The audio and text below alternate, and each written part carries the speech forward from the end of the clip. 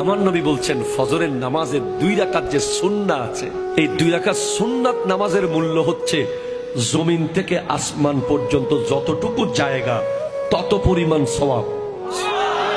আপনি fair and handsome বাদ দেন, আপনি ফেয়ার এন্ড লাভলি ম্যান বাদ দেন, গার্নিয়ার ম্যান বাদ দেন, আপনি ওই হাবিব তাসকিয়ারে গিয়ে আপনার ফেসিয়াল করা বাদ দেন, আপনি ফজরের নামাজে গিয়ে ওযুটা করেন না,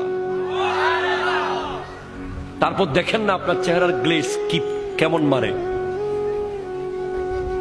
আপনি হাজার হাজার টাকা ফেসিয়াল করেন, আপনি হাজার হাজার টাকা বিউটিশিয়ানকে দিয়ে দিচ্ছেন, দিয়েন না, এগুলো আপনি ফিলিস্তিনের ভাই বোনের জন্য রেখে যান, ঠিক কিনা কথা বলেন?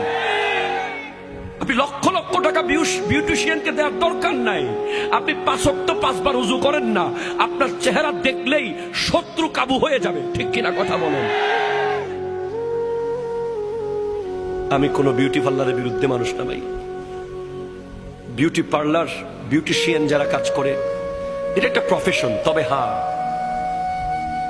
এটার অতিরঞ্জন যদি হয়ে যায়, স্বামীর জন্য সাজা জায়েজ।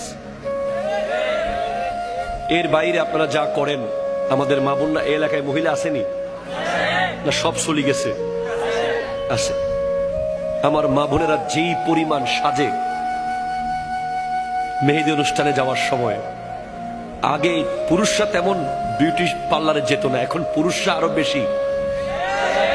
কালকে না পরশু দেখলাম একটা খেড়ি মাসাজ করতে গিয়ে রক্সিরি কাইতে পড়ে গেছে, ঠিক কিনা কথা কন? সাবধান, সতর্কতার কোনো মায়ের নাই।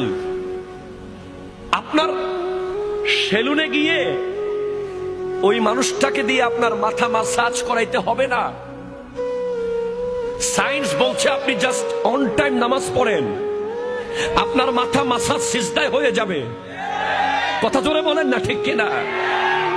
আপনি সেলুনের ওই মানুষ, ওই ভাইকে আর 10-20 টাকা 50 টাকা এমনি দিয়ে দেন, এতে কোনো অসুবিধা নেই।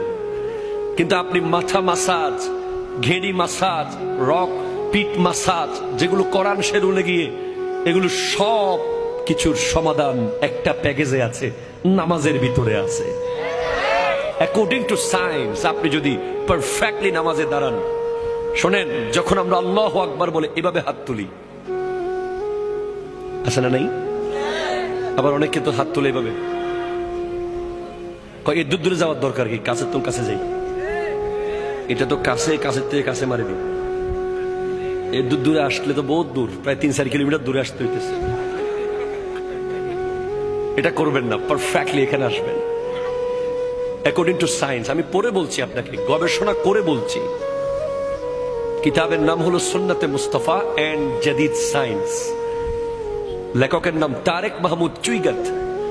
উনি গবেষণা করে লিখছেন, বিশ্বের কিছু অনেকগুলো বিজ্ঞানী গবেষণা করেছে নামাজ নিয়ে। যখন একজন বান্দা এভাবে হাত তুলে এখানে আঙ্গুল লাগায়, তখন তার 2 আঙ্গুলের সাথে কানের সাথে লেগে একটা বিদ্যুৎ আয়ন হয়, এবং এসে যখন নাভিতে হাতটা রাখে, নাভিতে পুরুষ হাত বাঁধা, এটা বিজ্ঞানসম্মত। গোটা শরীরের অসংখ্য সেল যেগুলো অলরেডি ঝিমিয়ে গেছে, ঘুমিয়ে গেছে সেল, এখানে আমাদের শরীরে লক্ষ কোটি সেল আছে। নামাজে যখন আপনি আল্লাহু আকবার বলে নাভিতে হাত রাখবেন, পুরুষরা সাথে সাথে গোটা শরীরের হাজার হাজার লক্ষ লক্ষ ঘুমন্ত সেল অ্যাক্টিভ হয়ে যাবে।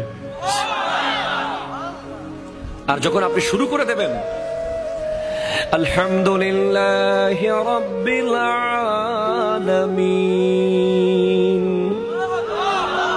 আর রহমানির রহিম মালিকি ইয়াউমিদ্দিন إياك نعبد وإياك نستعين اهدنا الصراط المستقيم صراط الذين أنعمت عليهم غير المغضوب عليهم ولا الضالين।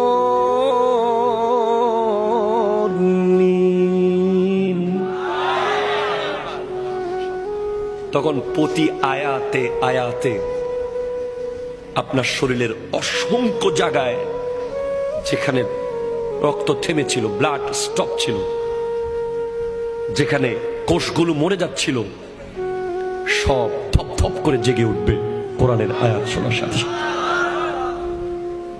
এজন্য যে সমস্ত মা বোনেরা নামাজ পড়ে ওদের সন্তান, আর যে সমস্ত মা বোনেরা নামাজ পড়ে না ওদের সন্তান, দুই সন্তানের মধ্যে আকাশ আর পাতাল বেশ কম থাকবে। আচরণে, ভদ্রতায়, নম্রতায়, ধৈর্যতে, সবকিছুতে পার্থক্য থাকবে। এমনিতে মায়ের বুকের দুধ, পৃথিবীর সমস্ত ভিটামিন মিনারেলস দুইটা পানির ভিতরে আল্লাহ দিয়েছেন, একটা জমজমের পানি আর একটা মায়ের বুকের দুধ। যেখানে আল্লাহ গোশতের ভিটামিন দিয়েছেন, মাছের ভিটামিন দিয়েছেন, এ টু জেড সব ভিটামিন মিনারেলস আল্লাহ দিয়েছেন জমজমের পানিতে আর মায়ের বুকের দুধে। এমনিতেই ওই দুধের মধ্যে আল্লাহর দেওয়া নিয়ামত তো আছেই, পাশাপাশি মা যখন সিনার মধ্যে হাত রেখে নামাজ পড়তে থাকে, কোরআন তেলাওয়াতের মাধ্যমে আরো বেশি শক্তিশালী হয় মায়ের বুকের দুধ। ওই দুধ যখন সন্তান পান করে ওই সন্তান আল্লাহর ওলি হয়ে যায়। ওই সন্তান জগতের শ্রেষ্ঠ ব্যক্তিত্ব হয়ে যায়। ওই সন্তান সমাজ সেবক হয়। ওই সন্তান ধৈর্যশীল হয়। যে সমস্ত মারা নামাজ পড়ে পড়ে সন্তানকে দুধ পান করায়। আব্দুল কাদের জিলানী রহমতুল্লাহ আলাইহি, ওনার মা ওনাকে পেটে রাখা অবস্থায় সব সময় কোরআন তিলাওয়াত করতেন। দুনিয়াতে আসার পরেও কোরআন তিলাওয়াত করতেন বলে আব্দুল কাদের জিলানী রহমতুল্লাহ আলাইহির একটা স্পেশালিটি হলো উনি মায়ের পেটে সেহেরি খেয়েছেন, দুনিয়াতে এসে ইফতার করেছেন। এটা আপনাকে মানতেই হবে ভাই, কারণ আমি এমন কিতাব থেকে বলছি বাহাজাতুল আসরার, যেটার দলিল সনদ অত্যন্ত মজবুত। সুবহানাল্লাহ জোরে পড়েন। এরপর যারা তাহাজ্জুদ পড়বে, আমি তো বলেছি আল্লাহর মোবাইল নাম্বার লাগবে আপনাদের, কথা বলে লাগবে কিনা বলেন না। রব্বুল আলামিনের একটা মোবাইল নাম্বার আছে। আমাদের কওমি ঘরানার এক হুজুরের মুখে আমি শুনেছি, আমার খুব ভালো লেগেছে কথাটা। উনি বলছেন আল্লাহর মোবাইল নাম্বার হচ্ছে 222। তাহলে কেমনে? রাতের 2টা বাজে 2 রাকাত তাহাজ্জুদ, 2 ফোঁটা চোখের পানি। রাতের 2টা বাজে 2 রাকাত তাহাজ্জুদ, 2 ফোঁটা চোখের পানি। আল্লাহর সাথে আপনার কথা শুরু হয়ে যাবে। আরে ভাই, আপনি যদি আমার বছরে একবার ফোন দেন, আমি কি চিনবো আপনাকে? চিনবো না ভাই, বিশ্বাস করেন চিনবো না, কষ্ট হবে। অ্যাক্সেস রোড দিয়ে এসে একটা বড় দোকান ছিল, নাম ছিল নিউ ফুডস কর্নার। ওই দোকান বরাবর যে মাঠ, মাঠের এক কোনায় 10-12 জন স্মার্ট যুবক ভাই ওয়াজ শুনতেছিল। এইভাবে করে আপনাকে বুঝাইতে হবে আমাকে, তখন আপনি চিনবো। আর যদি আপনি আমারে মাসে একবার ফোন দেন, আমি তখন ফোন দেওয়ার সাথে সাথে মোটামুটি চিনে যাব। যদি সপ্তাহে একবার ফোন দেন, আমি লাইন কেটে ব্যাক করব। যদি ডেলি একবার ফোন দেন, আমি বলবো দোস্ত তুই দাঁড়া, আমি আসতেছি। ঠিক কিনা কথা বলেন? দুনিয়ার নিয়ম। আপনি আল্লাহর সাথে ফজরে 4 রাকাত পড়েছেন, জোহরে 12 রাকাত পড়েছেন, আসরে 8 রাকাত পড়েছেন, মাগরিবে 7 রাকাত পড়েছেন, এশায় 15 রাকাত পড়েছেন। সম্পর্ক কাছে যাচ্ছে। রাত্রে দেখবেন আপনি ঘুমাইতে পারতেছেন না, ছট করে উঠে গেছেন 3টে বাজে, কে যেন আপনাকে ডাকছে। তাহাজ্জুদ পড়েছেন, বলেন আল্লাহ কি আপনাকে ওলি না বানিয়ে রাখবে? আয় বান্দা, আর থাকিস না, বন্ধু হয়ে যা। অ্যাকর্ডিং টু সায়েন্স, সমাজের যে নেতা হবে, কি হবে? জোরে কয় না, কি হবে? মসজিদের যিনি সভাপতি হবে, এলাকার মহল্লার যিনি সর্দার হবে, যিনি দেশের শাসক, সমাজের শাসক, ইউনিয়নের শাসক, জেলার শাসক, উপজেলার শাসক, অ্যাকর্ডিং টু সায়েন্স তাকে তাহাজ্জুদ গুজার বান্দা হওয়া উচিত। ঠিক কিনা বলেন? তাহাজ্জুদ নিয়ে গবেষণা করেছে আমেরিকার একদল বিজ্ঞানী। তারা বলছে এটা কি সিস্টেম, রাতের মাঝরাতে ঘুম থেকে উঠে যাওয়া, এটা কি শরীরের জন্য কোনোভাবে ভালো হতে পারে? তখন তারা এক দলকে ঘুম পাড়িয়ে রেখেছে আর এক দলকে ঘুম থেকে তুলে দিয়েছে তাহাজ্জুদের টাইমে, দুইটা দল। পরে দেখা গেছে যারা তাহাজ্জুদের টাইমে ঘুম থেকে উঠে যায় তাদের ডিসিশন নেওয়ার ক্ষমতা সবচেয়ে বেশি অ্যাপ্রোপ্রিয়েট হয়। আমার নবী 63 বছর জিন্দেগিতে আমাদের 63,000 বছরের কাজ করে গেছেন। ঠিক কিনা বলেন না? কেমনে পারলেন? হ্যাঁ, উনি নবী, ওনাকে আল্লাহ ক্ষমতা দিয়েছেন, কিন্তু আমার নবীজির জন্য তাহাজ্জুদ ফরজ ছিল। একটা মানুষ যখন তাহাজ্জুদ পড়বে সে কোনোদিন লাইফে রং ডিসিশন নিতে পারবে না। তার ব্যবসা লস হয়ে যাবে, সে সুইসাইড করবে না। হাজারো মেয়ে তাকে ছেড়ে চলে যাবে, সে হাত কেটে ফেলবে না। কথা বলেন ঠিক কিনা? তার সম্পদ নষ্ট হবে, সন্তান মারা যাবে, তার লাইফে যতই ঝড় আসুক, তাহাজ্জুদের মজা একবার যে পেয়েছে। সমাজে যে সিদ্ধান্ত নেওয়ার মিটিং হলে 100 জন তাহাজ্জুদ ছাড়া নামাজ যে সিদ্ধান্ত দেবে ব্যক্তি, আর একজন তাহাজ্জুদ পড়নেওয়ালা ব্যক্তির সিদ্ধান্ত ওই 100 জনের চেয়ে বেশি নিখুঁত হবে। আমাদের সমাজের এখন লিডার যারা হয় তারা তো তাহাজ্জুদ তো দূরের কথা, কথা কয় না। ঠিক কিনা? কথা কয় না। এজন্য নেতৃত্বে যারা থাকবে তাদের তাহাজ্জুদ পড়া দরকার, যাতে তারা সিদ্ধান্ত দেওয়ার সময় জনগণের কল্যাণে, দেশের কল্যাণে, সমাজের কল্যাণে সিদ্ধান্ত দিতে পারে। ঠিক কিনা? কথা বলেন। নামাজ আপনি পড়ছেন না, আপনি নামাজ পড়ছেন না, আমি অবাক হয়ে যাচ্ছি। আপনি নামাজ কেমনে পড়ছেন না? আপনি কি জানেন না একটা সিজদা না করার অপরাধে কি শাস্তি পেয়েছে শয়তান? কয়টা সিজদা? জোরে কর না, কয়টা? তাও আল্লাহকে না, আল্লাহর নবী আদম আলাইহিস সালামকে। একটা সিজদা করে নাই, অহংকার করেছে, বিনিময়ে জান্নাত থেকে আল্লাহ বের করে দিয়েছে তাকে। কিয়ামত পর্যন্ত লানত প্রাপ্ত শয়তান।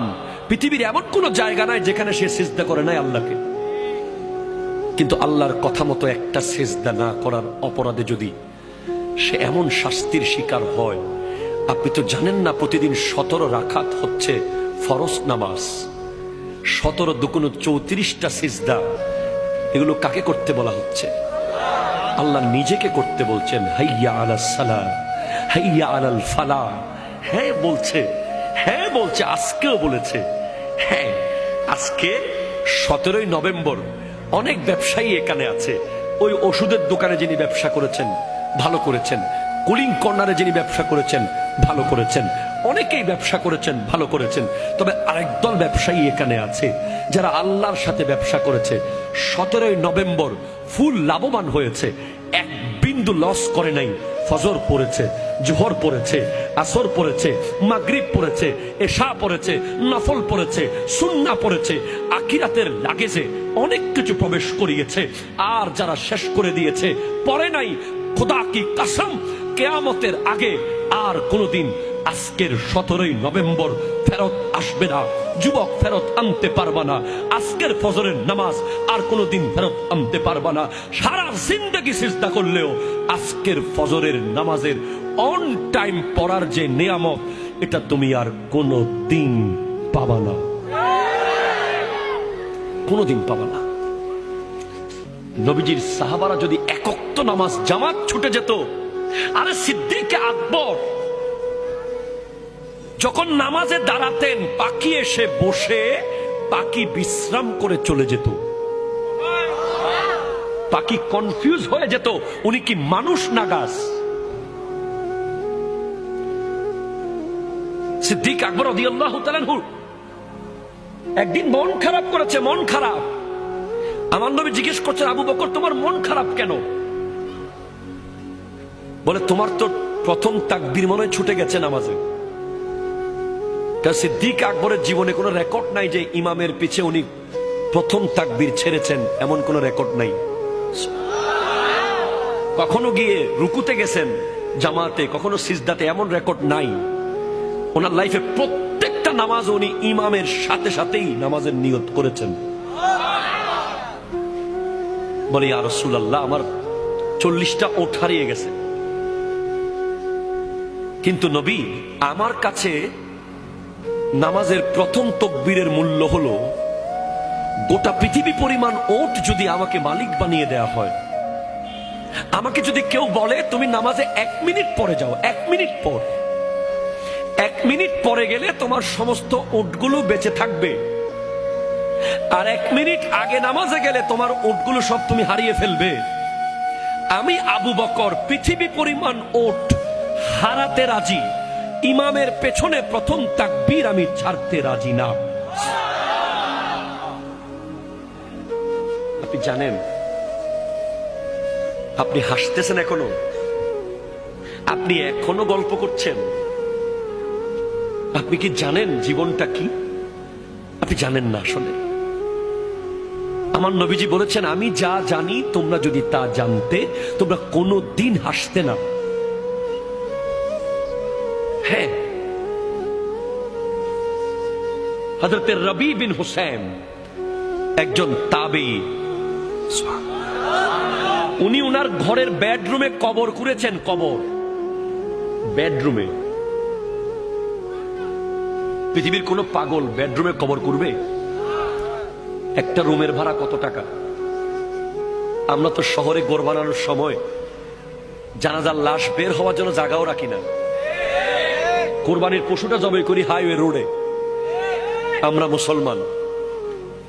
আর আল্লাহর নবীর কলিজার টুকরা সাহাবাদেরকে যারা দেখেছেন, তাবেঈনদের একজন রবি বিন হুসাইন, উনি ওনার ঘরের বেডরুমে কবর করেছেন। কেন জানেন?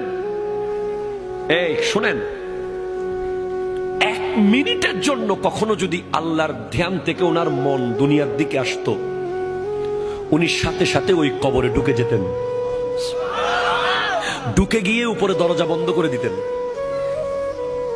বন্ধ করে ঘন্টার পর ঘন্টা কবরে শুয়ে শুয়ে কান্না করতেন। যখন মনে হতো যে আল্লাহ বোধহয় এবার মাফ করেছে, কি উনি সুদ খান নাই, ঘুষ খান নাই, জুলুম করেন নাই, মিথ্যা বলেন নাই, গীবত করেন নাই, শুধু 1 মিনিটের জন্য দুনিয়ার দিকে মন গেছে, উনি কবরে ঢুকে গেছেন। ওনাকে জিজ্ঞেস করা হয়েছে, তোমাকে এরকম আখিরাতের প্রতি ভয় কে কে তোমাকে এমন আখিরাত মুখী করলো? উনি বলছেন, কামারের দোকান। আমি রবি যখন কামারের দোকানের পাশ দিয়ে যাচ্ছিলাম, আমি দেখছিলাম বড় বড় লোহার কদ্দা আগুনে গলে যাচ্ছে। তখন আমি ভাবলাম, লোহা যদি দুনিয়ার আগুনে জ্বলে পুড়ে গলে যায়, আমার হাতের চামড়া তো অনেক নরম, আমি জাহান্নামের আগুনে কিভাবে জ্বলবো? আপনি কি জাহান্নামের আগুন সম্পর্কে জানেন? হাদিসে পাকে আছে, জাহান্নামের আগুন 3000 বছর ধরে জ্বলছে। 3 ঘন্টা আগুন লাগলে এখানে সব ছাই হয়ে যাবে। কন্টিনিউ 3 ঘন্টা যদি আগুন কন্টিনিউ থাকে, আর জাহান্নামের আগুন 3000 বছর ধরে জ্বলছে, কিয়ামতের মাঠে জাহান্নামের আগুন দৌড় মারবে। জাহান্নাম চিৎকার করবে, আল্লাহ আমার খানা দাও, বেনামাজিদেরকে দাও। গাই, জাহান্নামে একটা গর্ত আছে, গাই গাই, ওই গর্তের নাম গাইয়ুন। ওই গর্ত বেনামাজিদের দিকে দৌড় দেবে, দৌড় দেবে। 70,000 ফেরেশতা শিকল দিয়ে ধরে রাখবে ওই জাহান্নামকে টেনে। তখন জাহান্নাম ঠান্ডা হবে একটা জিনিস দিয়ে, সেটা হচ্ছে নামাজি বান্দাদের চোখের পানি। যারা নামাজ শেষে মোনাজাতে চোখের পানি ফেলে, ওই পানিগুলো যদিও টাইলসে পড়ে যায় মনে করেন না, ওগুলো আল্লাহ রিজার্ভ ফান্ডে রেখে দেন। ওই পানিগুলো এভাবে জাহান্নামকে ছিটিয়ে দেওয়া হবে। জাহান্নাম মুহূর্তের মধ্যে ঠান্ডা হয়ে যাবে। নামাজের কত মূল্য হলে হযরতে ফাতেমাতুজ জাহরা রাদিয়াল্লাহু তাআলা আনহা আমার নবীজির কন্যা একটা সিজদা করতেন তাহাজ্জুদের ফজর হয়ে যেত। উনি আল্লাহর কাছে শুধু চাইতেন, আল্লাহ একটা লম্বা রাত আমাকে দিও, আমি একটু মন ভরে তোমাকে সিজদা করব। নামাজের কত মূল্য হলে ইমাম হোসেন রাদিয়াল্লাহু তাআলা তলোয়ারের নিচে নামাজ পড়েছেন, আর 10 মিনিট পরে নামাজ পড়লে উনি সমস্ত ইয়াজিদ বাহিনীকে কেটে ফেলতে পারতেন। কিন্তু না, যেই তলোয়ার গাজর মূলার মতো কাটতেছিল ইয়াজিদিদেরকে, সেই তলোয়ার হঠাৎ থেমে গেল মসজিদের আজানে। উনি নামাজে দাঁড়িয়ে গেছেন। কবর ডেকে ডেকে বলছে আমাদেরকে, কবর ডেকে ডেকে বলছেন, কবরস্থানে গিয়ে একটু শোনেন না। আল্লাহ আমাদেরকে সেটা শোনার ক্ষমতা দেয়নি বলে আমরা শুনতে পারতেছি না কবরের আওয়াজ, কিন্তু আমার নবী শুনেছেন, আমাদেরকে বলেছেন কবর প্রতিদিন 10টা বাক্য বলে বলে ডাকে। তার মধ্যে 1 নম্বর, তাসআ আলা জাহরি ওয়া মাসিরুকা ফি বাতানি, আমার পিঠের উপরে দৌড়াদৌড়ি করতেছিস তোরা, এত অহংকার। আমি কবরের পিঠের উপরে এত ভাবসাব তোর, কিসের এত অহংকার তোর? ওয়া মাসিরুকা ফি বাতানি, কালকে আমার পেটে তুই আসবি, কালকে, ঠিক কিনা কথা বলেন না? কালকে আসবি আমার পেটে তুই, কবর বলছে। 2, ওয়াত্তাসআ আলা জাহরি ওয়া তুআজ্জাবা ফি বাতানি, আমার পিঠের উপরে গুনাহ করছিস, আমার পেটে তোকে আসতে হবে। কবর বলছে ওয়াতানদিমু আলা জাহরি, আমার পিঠের উপরে হাসি ঠাট্টা মজাক করছিস, ওয়াতাবকি ফি বাতানি, আমার পেটে তোকে কাঁদতে হবে। হ্যাঁ, জি, না না না, মুসলমানের ছেলেকে আল্লাহ হাসতে বানায় নাই। মুসলমানের ছেলে এক লাইন অযথা কথা বলতে পারে না।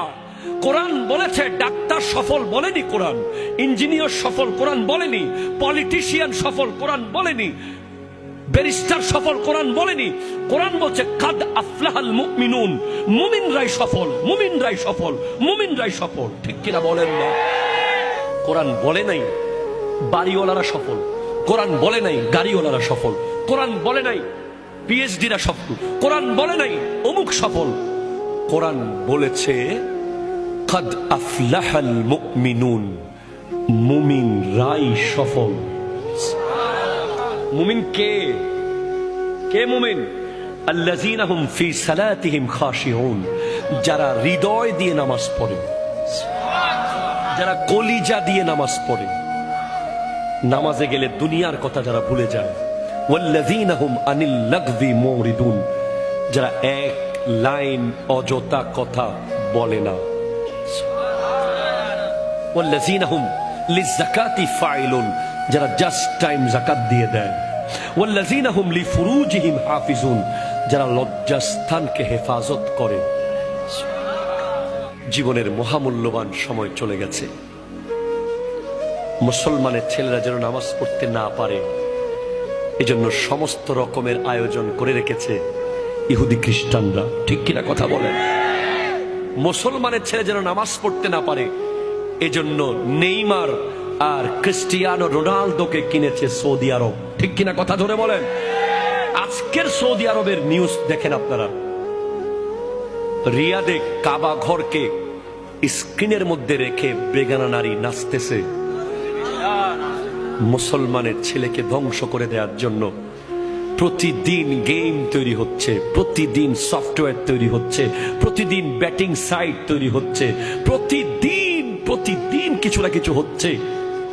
মুসলমানের ছেলেকে মসজিদ থেকে গলা ধাক্কা দিয়ে বের করতে হবে না, একটা জিন্সের প্যান্ট মুসলমানের ছেলেকে বের করে ফেলেছে মসজিদ থেকে। হ্যাঁ, আমার কথা বিশ্বাস না হলে আপনি গবেষণা করেন না। যেদিন থেকে জিন্সের প্যান্ট এসেছে সেদিন থেকে শত শত যুবক নামাজ থেকে দূরে চলে গেছে। কেন? কারণ ওই প্যান্ট পরে সে বসতে পারে না, ঠিকভাবে প্রস্রাব করতে পারে না, পরে বলে হুজুর আমার প্যান্টের সমস্যা। আপনি তো বুঝেন নাই সেটা। মুসলমানের ছেলেকে ট্রিট দেওয়া হয়েছে, ট্রিট। পাশ করেছিস, ট্রিট দে। বিয়ে করেছিস ট্রিট দে, ফলো হইছে ট্রিট দে। ট্রিট করতে এসেছে, ট্রিট কোথায় পাইলা তোমরা? ইসলাম তো ট্রিট কে দেয় না, ইসলাম ফাতেহা দিয়েছে, ঠিক কিনা বলেন না?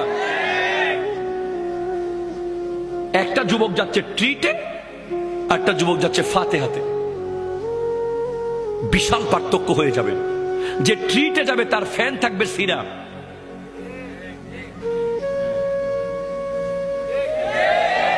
টাকা দিয়ে ছেঁড়া প্যান্ট মুসলমানের ছেলেরা কিনেছে, লজ্জা লেগেছে, লজ্জা, ঠিক কিনা কথা বলেন? মাথা হেট হয়ে গেছে। টাকা দিয়ে মুসলমানের ছেলে যখন ছেঁড়া প্যান্ট কিনে কিনে পরে, আমি নিজে ধোকা খেয়েছি একবার, এভাবে ধরে রাখছি আমার এক আত্মীয়কে হাত দিয়ে। সে বলছে কিভাবে ধরে রাখছেন? তোমার প্যান্ট ছিঁড়ে গেছে, তাড়াতাড়ি যাও, বাসায় গিয়ে চেঞ্জ করে আসো। বলে না না না, এটা তো ফ্যাশন। কি করবেন বলেন? আজকে মুসলমানের ছেলের দরকার ছিল ফিলিস্তিনে গিয়ে যুদ্ধ করা, ঠিক কিনা কথা বলেন? আজকে দরকার ছিল সালাউদ্দিন আইয়ুবের উত্তরসূরি হয়ে ওই ভারতে আমার নবীর বিরুদ্ধে যখন কথা বলেছে, ওই হিন্দু পুরোহিত মুসলমান যুবকরা সব মুম্বাইয়ে একসাথে হয়েছে। সেদিন সাংবাদিক জিজ্ঞেস করেছিল, আপকা ঘর कैसे चल रहा है, आपका संसार कैसे चल रहा है, आपका बाल बच्चा कैसे चल रहा है, आप सब तो मुंबई में आ गया। তখন এক মুসলমান যুবক বলেছিল, भाई नबी के आगे कोई बिजनेस नहीं है, नबी के आगे कोई माँ बाप नहीं है, नबी के आगे कोई बच्चा नहीं है, नबी हमारा जान से भी प्यारा है। মোবাইলের চার্জ চলে গেলে যতটুকু টেনশন আপনি করেন, নামাজ ছেড়ে দিলে ততটুকু টেনশন করেন না কেন? কথা বলেন ঠিক কিনা? ফেসবুক লক হয়ে গেলে আপনার টেনশনে খাবার দাবার বন্ধ হয়ে যায়। আপনি আবার নবীর সামনে দাঁড়াতে পারবেন? আপনি আল্লাহর সামনে কেমনে দাঁড়াবেন? আল্লাহ তো আপনার পক্ষে গিয়ে ফেরেশতাদের বিরুদ্ধে গিয়েছিল। আল্লাহ বলছেন, ইন্নী জাইলুন ফিল আরদে খলিফা, আমি জমিনে আমার খলিফা বানাবো, মানুষ বানাবো। ফেরেশতারা বলছে, আতাজালু ফিহা মান ইউফসিদু ফিহা ওয়া ইয়াসফিকু দিমা, আপনি কাদেরকে বানাবেন যারা জমিনে গিয়ে মারামারি কাটাকাটি করবে তাদেরকে? আল্লাহ বলছেন, না, ইন্নী আ'লামু মা লা তা'লামুন, আমি যা জানি তোমরা তা জানো না। তো আজকের দিনে আপনি যদি বেহায়াপনা করেন, আপনি রং তামাশা করেন, আপনি ইহুদিদের মতো যদি চুল কাটেন, কথা জোরে বলেন ঠিক কিনা? চুলের এদিকে ঘষা মারা, এদিকে আগা মারা, ওইদিকে মাথা মেরে দেওয়া, আনারস কাট, এগুলো মুসলমানের চুল নয়, এগুলো ইহুদিদের চুল। কথা বলেন ঠিক কিনা? হাত তুলে বলেন ঠিক কিনা বলেন। আপনি আগে মাথার চুল ঠিক করেন, তারপর ফিলিস্তিনের পক্ষে কথা বলেন।